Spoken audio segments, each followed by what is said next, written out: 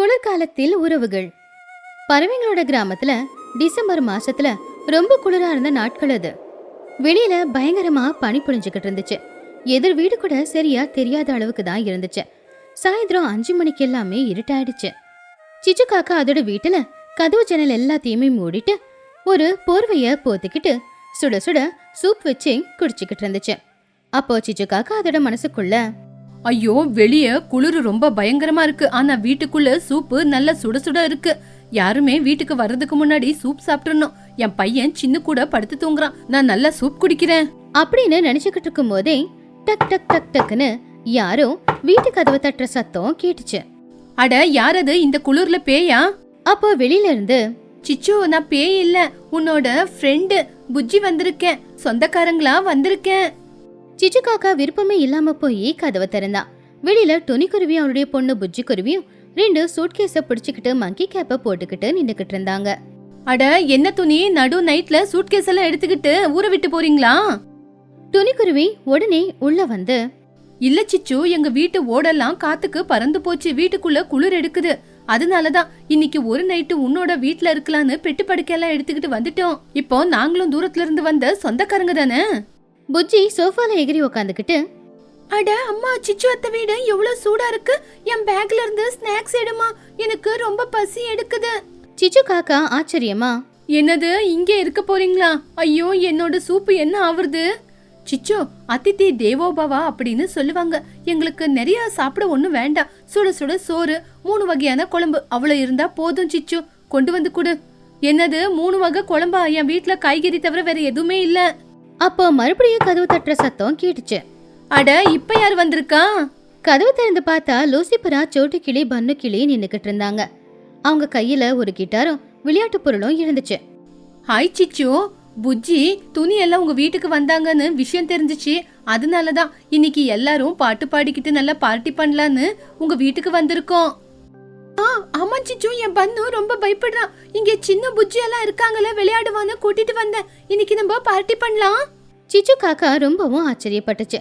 ஒரு நொடியில வீடு நிறைய ஜனங்க. இது என்ன ரயில்வே ஸ்டேஷனா இல்ல சத்திரமா? எல்லாரும் உங்க துணிமணி எல்லாம் எடுத்துக்கிட்டு இங்க வந்திருக்கீங்க. இங்க இருந்து கிளம்பி போங்க.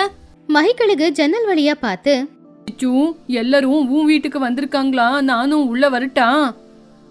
வேண்டாம் வேண்டாம், எல்லாரும் வந்திருக்கிறதே ரொம்ப கஷ்டமா இருக்கு. வீடே இடிஞ்சு விழுற மாதிரி இருக்கு. சரி சரி, நாளைக்கு காலையில டிஃபனுக்கு வரேன் அப்படின்னு அங்க இருந்து போயிடுச்சு. வீட்டுக்குள்ளார எல்லாரும் இருந்தாங்க. வெளியில குளிர் அதிகம். யாரும் வெளியில போற ஐடியாலேயே இல்ல. ரொம்ப குளிர் எடுக்குது. சுட சுட ஏதாவது ஸ்நாக்ஸ் பண்ணலாம்ல? பஜ்ஜி, போண்டா ஏதாவது இருந்தாலும் பரவாயில்ல. எனக்கு நூடுல்ஸ், எக் நூடுல்ஸ் வேணும். சிச்சு, எனக்கு ஒரு கிரீன் டீ வேணும். வாய்ஸ் ஏனோ சரியா வரல. சிச்சு ரொம்ப கோவமா, என்ன நீங்க ஹோட்டலுக்கு வந்திருக்கீங்களா இல்ல என் வீட்டுக்கு வந்திருக்கீங்களா? என் வீட்டுல திங்க எதுவுமே இல்ல, வேணும்னா கடலை இருக்கு, சாப்பிடுங்க. சிச்சு, அப்படியெல்லாம் சொல்லக்கூடாது. பசங்க பாத்தியா எவ்வளவு பசியில இருக்காங்கன்னு. சமையல் அறையில என்ன இருக்குன்னு காட்டி கொடு, நாங்களே வேணும்னா சமைச்சுக்கிறோம். துணி லூசி 2 பேரும் சமையலறைக்குள்ள போனாங்க. அப்ப சிச்சு அவங்க பின்னாடியே போனா. ஐயோ, என்னோட நெய் டப்பா வேற அங்க வச்சிருக்கேன். பாதாம், பிஸ்தா அது எதுவுமே தொடாதீங்க. 1/2 மணி நேரத்துல துணிக்குருவி சூடா உப்புமா செஞ்சு அதுல நெய்யில வறுத்த முந்திரிய போட்டு எடுத்துக்கிட்டு வந்தா. வாவ் அம்மா, உப்புமா ரொம்ப சூப்பரா இருக்கு. நீங்க ரொம்ப கிரேட்மா. சிச்சு ரொம்ப கவலையா, ஐயோ, என்னோட 6 மாசம் சேமிப்பு உப்புமால இருக்கு. சிச்சு, நீ டென்ஷன் ஆகாதவா, உப்புமா சாப்பிடலாம். எல்லாரும் அந்த உப்புமாவை சாப்பிட்டு கொஞ்சம் குளிர்ல இருந்து தப்பிச்சுக்கிட்டாங்க. உப்புமா சாப்பிட்ட உடனே எல்லாருக்கும் எனர்ஜியும் வந்துச்சு. அப்போ லூசிபரா உடனே அதோட கிட்டார் எடுத்துக்கிச்சு. ஃப்ரெண்ட்ஸ், உள்ள சுட சுட உப்புமா, வெளிய பார்த்தா குளிரு. இதுக்கு ஒரு நான் சாங் பாடட்டா? நான் இப்போ சூப்பரான பாட்டு பாடுறேன். ஐயோ, வேண்டாம் வேண்டாம், நீ பாடினா என்னோட ஓடெல்லாம் எகிரி போயிடும். ஐயோ சிச்சு, நில்ல. எப்படி பாடுறான்னு ஒரு தடவை கேட்டுதான் பார்க்கலாம். லூசி கிட்டார் வாசிச்சுக்கிட்டே சத்தமா பாட்டு பாட ஆரம்பிச்சா. ஓ, குளிர் காத்து வீசுது, என் மனசெல்லாம் இழுக்குது அப்படின்னு பாட்டு பாட ஆரம்பிச்சதுமே புஜ்ஜி குருவி காதை மூடிக்கிட்டு, ஆண்டி, உங்க வாய்ஸ் கேட்டா குளிர் மட்டும் இல்ல, புயல் காத்தே வர மாதிரி இருக்கு.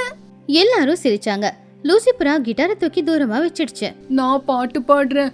சிச்சு அத்தை ஒரு பிசுனாரி ஒளிச்சு வச்சாங்க. லட்டு கேட்டா வருது குளிர் ஜரம். சின்ன, நீ ரொம்ப அழகா பாடுறேடா. உங்க அம்மா மேல நிறைய ஸ்வெட்டரை போத்தி விட்டுருக்கியா? டேய், நீ எல்லாம் ஒரு புள்ளையா? அம்மாவோட மரியாதையை எடுத்துக்கிட்டு இருக்கியா? சரியானவனி. ராத்திரி தூங்குற நேரம். சிச்சு காக்காவோட வீடு ரொம்பவும் சின்னது. இருக்கிறது 2 ரூம் தான். நானும் என்னோட புள்ளையும் பெட் மேல படுத்துக்கிறோம். நீங்க எல்லாருமே கீழே பாய் விரிச்சு படுங்க. இல்ல இல்ல, எனக்கு கீழெல்லாம் படுத்த தூக்கம் வராது. பெட்ல படுத்ததான் தூக்கம் வரும். நானு சின்ன கூட கட்டில்ல படுத்துக்கிறேன். அம்மா ஆமாமா, என் ஃப்ரெண்ட்ஸ் நாங்க 3 பேரும் பெட்ல படுத்துக்கிறோம். டேய், நீ வாயை மூடிக்கிட்டு இருடா. கடைசியில கட்டில்ல பசங்க எல்லாருமே படுத்து தூங்கிட்டாங்க. பெரியவங்க எல்லாரும் தரையில பாய் போட்டு படுத்து தூங்கிக்கிட்டு இருந்தாங்க. நடுராத்திரி நேரத்துல குரு குரு குரு குருன்னு சத்தம். சிச்சு காக்கா என்னடா சத்தம் அப்படின்னு எழுந்திருச்சு உட்காந்துது. யாருப்பா அது ஜெனரேட்டர் ஆன் பண்ண மாதிரி குரட்டை விடுறது? லூசிபுரா சோட்டுக்கிளி 2 பேருமே நல்லா குரட்டை விட்டு தூங்கிக்கிட்டு இருந்தாங்க. அந்த சத்தத்தை கேட்டு சிச்சுவால தூங்கவே முடியல. அப்ப பக்கத்துல துணிக்குருவி தூக்கத்துல புலம்பிக்கிட்டு இருந்தா. சிச்சு, உப்மாவுக்கு இன்னும் கொஞ்சம் நெய் விடு. ஐயோ, இவங்க தூக்கத்துல கனவுல கூட என்னோட நெய் டப்பா தான் ஞாபகத்துக்கு வருது. நடுராத்திரி 2 மணி. எல்லாரும் தூக்கத்துல இருந்தாங்க. ஆனா சிச்சு காக்காவுக்கு மட்டும் சமையல் அறையிலிருந்து ஏதோ சத்தம் கேட்க ஆரம்பிச்சுது. அப்ப சிச்சு காக்கா ரொம்ப பதட்டமா, அட என்ன சத்தம், எலி வந்திருக்கா, என்னோட பொருள் எல்லாம் காலி ஆயிடும். சிச்சு காக்கா பயந்து போய் ஒரு தொடப்பத்தை எடுத்துக்கிட்டு மெதுவா சமையல் அறைக்குள்ள போச்சு. அங்க சமையல் அறைக்குள்ள யாரும் நின்னுக்கிட்டு இருக்கிற மாதிரி இருந்துச்சு. சிச்சு காக்கா பயந்து போய் சத்தமா கத்தி தொடப்பத்தால அடிச்சு, யாருடாது என்னோட சக்கரை டப்பாவை திருடி சாப்பிடுறது? செத்தடா நீ இன்னைக்கு. அத்தை அத்தை அடிக்காதீங்க அத்தை, நான் தான் அத்தை பன்னு. சிச்சு லைட் போட்டா. அங்க பார்த்தா பன்னு கிளி சக்கரை டப்பாவை கையில புடிச்சுக்கிட்டு இருந்தான். அவன் வாயெல்லாம் சக்கரை ஒட்டிக்கிட்டு இருந்துச்சு. டே பன்னு, நீயாடா என்னடா நைட்ல திருடி சாப்பிடுற? நான் ஏதோ எலி வந்திருக்குன்னு நினைச்சேனே. பன்னு அழுதுகிட்டே, எனக்கு தூக்கத்துல ஒரு கேக் கனவு கண்டு அந்த கேக் சாப்பிடலான்னு ஆசையா இருந்தேன். அதான் பசி எடுத்து வந்து சர்க்கரை சாப்பிட்டுக்கிட்டு இருக்கேன். அப்பதான் சோட்டுவும் எழுந்திருச்சு அங்க வந்தா. என்னாச்சு சிச்சோ, திருட வந்தானா? ஆமா ஆமா, திருடன் வெளியிருந்து வரல, உன் புள்ளதான் திருடன். சாரி சிச்சோ, அவன் ஸ்வீட்னா அதிகமா சாப்பிடுவான். டே சின்ன, உனக்கு நாளைக்கு நான் ஸ்வீட் செஞ்சு தரேன்டா. உங்களை இப்படியே விட்டா வீட்டுல இருக்கிற பொருளுங்க பருப்பெல்லாம் காலி பண்ணிடுவீங்க. எப்பதான் காலையில விடியுமோ? காலையில 6 மணி. வெளியில இன்னும் பனி புழிஞ்சுக்கிட்டு தான் இருந்துச்சு. எல்லாரும் எழுந்திருச்சாங்க. சிச்சு, எனக்கு ஒரு ஹெல்ப் பண்ண முடியுமா? எனக்கு பல்லு தேக்க பேஸ்ட் வேணும். ஜெல் பேஸ்ட், மின்ட் ஃபிளேவர் இருந்தா கூட. எனக்கு அதுதான் பல் தேய்ச்சி பழக்கம். சிச்சு கண்ணு தொடச்சுக்கிட்டு, என்னது மின்டி ஜெல் பேஸ்ட் வேணுமா? எங்க வீட்டுல அதெல்லாம் இல்ல, பல் பொடி தான் இருக்கு. இல்ல பல்லு வளக்குனா பளபளன்னு இருக்கும், வேணுமா? என்னது பல் பவுடரா? அதுல எல்லாம் பல்ல வளக்குனா பல்லு கருப்பாயிடும். எனக்கு அதெல்லாம் தேவையில்லை. வேணும்னா கிச்சன்ல கருவேப்பு குச்சி இருக்கு, அதுல வளர்க்குறியா? பல்லு நல்ல பளபளான்னு இருக்கும். என்னது வேப்பங்குச்சியா? அதுல எல்லாம் பல்லு வலிக்கு எனக்கு பழக்கம் இல்ல. சரி பரவாயில்ல விடு. ஐயோ லூசி, சிச்சு கொடுத்த அந்த பல்லு பொடியில தான் நான் பல்ல வளர்க்குனேன். ஐயோ எனக்கு அதெல்லாம் தேவையில்லை.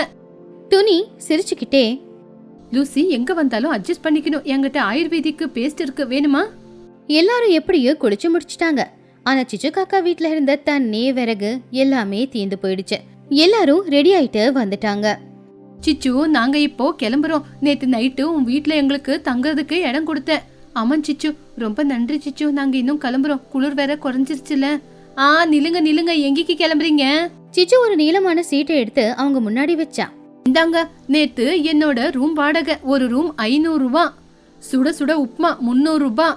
ஸ்லீப்பிங் சார்ஜஸ், நேத்து என்னோட பெட்ஷீட் எல்லாம் யூஸ் பண்ணிருக்கீங்க, அதுக்கு 200 ரூபாய். அதுக்கப்புறம் செக்யூரிட்டி சார்ஜ் 150 ரூபாய். அப்புறம் மசி, அந்த வேப்பங்குச்சி எல்லாம் சேர்த்து 50 ரூபாய். ஆக மொத்தம் 1200 ரூபாய் ஆச்சு. கொடுத்துட்டு போங்க. எல்லாரும் அதை கேட்டு ஷாக் ஆனாங்க. என்ன சிச்சோ, சொந்தக்காரங்க கிட்ட கூட காசல் வசூல் பண்றியா? நான் எடுத்தது கொஞ்சம் பல்பொடி தான். இங்க பாருங்க, நீங்க என்னோட சொந்தக்காரில என் வீட்டுக்கு வந்த கஸ்டமர். இன்னும் முந்திரி பாதாம் எல்லாமே எடுத்து யூஸ் பண்ணிருக்கீங்க. துணி சிரிச்சுக்கிட்டே, சரி சிச்சு, நேத்து நைட்டு நாங்க நிறைய ஸ்வீட்டு பழம் எல்லாம் கொண்டு வந்தோம். அதோட விலை 1300 ரூபாய். அத உன் பையன் தான் காலி பண்ணிட்டான். சொல்ல போனா அதுக்கு 1300 ரூபாய். டே சின்னு, இவங்க சொல்றது உண்மையாடா? அப்போ சின்ன காக்கா, அம்மா, அவங்க கொண்டு வந்த ஸ்வீட்டு ரொம்ப ருசியா இருந்துச்சு, அதனாலதான் அது எல்லாமே நானே தின்னு காலி பண்ணிட்டேன். சிச்சு காக்கா அதை கேட்டு கவலையா, இந்த பக்கம் இந்த பக்கம் கணக்கு போட்டு பார்த்தா எல்லாம் சரியா தான் இருக்கு. என்னோட பாதாம் சர்க்கரை எல்லாமே யூஸ் பண்ணிருக்கீங்கல்ல, கணக்கு சரியா இருக்கு. எல்லாரும் சிரிச்சுக்கிட்டே சிச்சு காக்காவுக்கு டாடா பாய் பாய் சொல்லி கிளம்பிட்டாங்க. அப்பா, வந்தவங்க எல்லாரும் கிளம்பி போயிட்டாங்க. இனிமே இந்த குளூர்ல யாராவது வந்து கதவு தட்டினா வீட்டுல யாரும் இல்லைன்னு போர்டு மாட்டிடுறேன். அப்பதான் மகிக்கழுகு வந்துச்சு. குட் மார்னிங் சிச்சு, நேத்து நைட்டு பிரேக்ஃபாஸ்டுக்கு வான்னு சொன்னல, எனக்கு சுட சுட இட்லி வேணும். ஐயோ கடவுளே, என்னால முடியாது. சிச்சு காக்கா பட்டுன்னு கதவை சாத்திட்டு உள்ள போய் உள்ள இருந்த தாழ்பாளையும் போட்டுருச்சு. இந்த கதையில இருக்கிற நீதி என்னன்னா, வீட்டுக்கு சொந்த பந்தம் வர்றது சந்தோஷம்தான், ஆனா அளவுக்கு மீறி வந்தாங்கன்னா செலவு அதிகமாகும், இருக்கிற சந்தோஷம் கூட காணாம போயிடும்.